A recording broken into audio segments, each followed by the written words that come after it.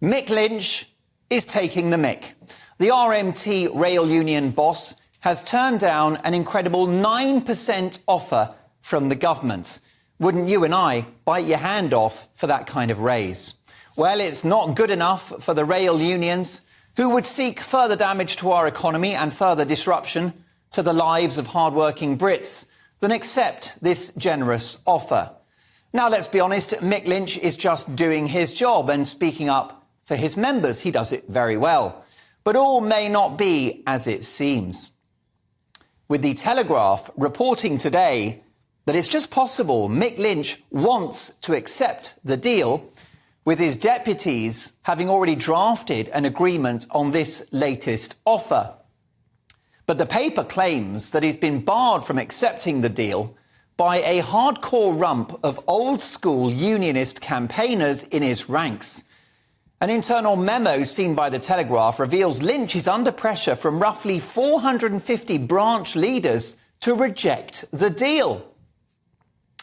Why so? Why isn't 9% good enough? Well, these activists have allegedly ordered Mr. Lynch to push for, wait for it, the suppression of the capitalist system by a socialistic order of society.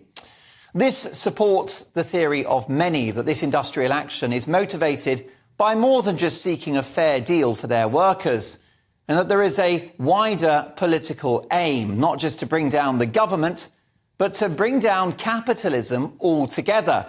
So yielding to the unions and their inflation-busting demands risks not only further adding to the national debt and baking inflation into the system for years to come, it risks the debasing of our economic system altogether. They want to bring down capitalism.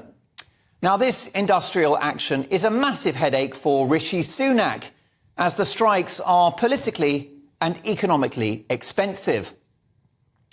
But it's an opportunity too. It's his chance to show his mettle and to stand up for the principles of a free capitalist society, to stand up for the taxpayer, and to stand up for Britain's national economic interest. Yield to these unions' unreasonable demands, and every other union you can think of will follow. Now, the rail unions argue that their workers have had real terms pay cuts for many years, and that their members are struggling. They point to fat cat salaries in the city, which grow exponentially. They're not wrong. And they say that many of the aims they have are not financial, but are based around job security, working conditions, the safety of their members, and the safety of the public. But the reason why the government are looking to get rid of ticket offices and change work patterns is to capitalise on technology and automation, and to plug a horrendous gap in what is a gaping hole in the business model of rail. As thousands more people discovered during the pandemic, they could work just as well from home. Which means revenue is down and will never get back to where it was. Plus, Mick Lynch and his lynch mob have short memories, as the government supported the rail industry during lockdowns to the tune of £600 per household in this country. And now 9% is not enough for them. With this decision to reject a generous pay offer, one millions in the private sector would love to have, Mick Lynch and the RMT union have finally gone off the rails. What a train wreck.